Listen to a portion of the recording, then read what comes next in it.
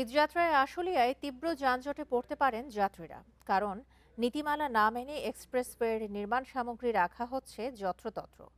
নিচের সড়কে জায়গায় জায়গায় খানাখন্দ, সেখানে বৃষ্টিতে পানি জমে। এতে সাধারণ সময়েই যানজট লেগে থাকে। এদিকে প্রকল্পটির মেয়াদ আরও 6 মাস বাড়ানোর প্রস্তাব করা হয়েছে। এতে সহসাই ভোগান্তি কমে যাবে এমন লক্ষণও দেখা যাচ্ছে না। তুরাগ নদ ঘেঁষে কাজ চলছে আশুলিয়া আবদুল্লাপুর এলিভেটেড এক্সপ্রেসওয়ের ২৪ কিলোমিটার প্রকল্পের সুফল পাওয়ার আগে ভোগান্তি দুর্ভোগ চরমে। এটি ধৌর মোড়, সামান্য বৃষ্টিতেই জলাবদ্ধতা, সড়কে তীব্র যানজট। সড়কের পাশে ফেলে রাখা হয় রড, সিমেন্ট সহ নানা সামগ্রী। ঈদযাত্রায় যা ভোগান্তির কারণ হতে পারে।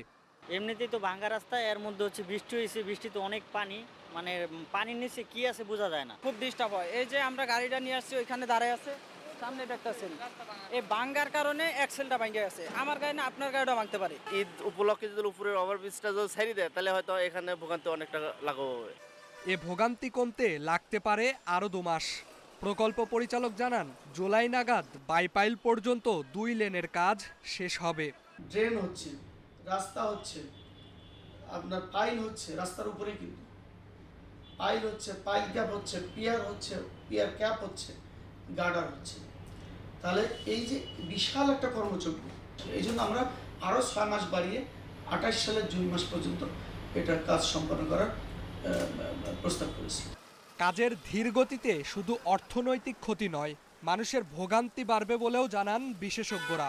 এছাড়া বাড়বে স্বাস্থ্যগত ঝুঁকি। কাজ চলছে, নিচের সড়কটা খানাখন্দ, ড্রেনেজ সিস্টেম দুর্বল। বৃষ্টি হলেই আমরা যেটা দেখি যে অনেক সময় সড়ক পানির নিচে চলে যাচ্ছে, যেহেতু আমরা ড্রেনেজ সিস্টেমটা দুর্বল। তো যারা আসলে ওখানে বসবাস করেন, অনেকটা এই যে উন্নয়নের একটা দীর্ঘ সময় যে উন্নয়ন যন্ত্রণা যারা পাচ্ছেন, তাদের কথা যদি ভুলে যায়, তাহলে তো আসলে উন্নয়নের দর্শনের সাথে সেটা সাংঘর্ষিক হবে। এ প্রকল্প 2017 সালের, ঠিকাদারের সঙ্গে চুক্তি 2022 সালে। সে সময় ব্যয় বাড়ে 650 কোটি টাকা। এতে অনুমোদিত খরচ দাঁড়ায় 17,553 কোটি টাকা। Imran Hasan, independent news, Dhaka.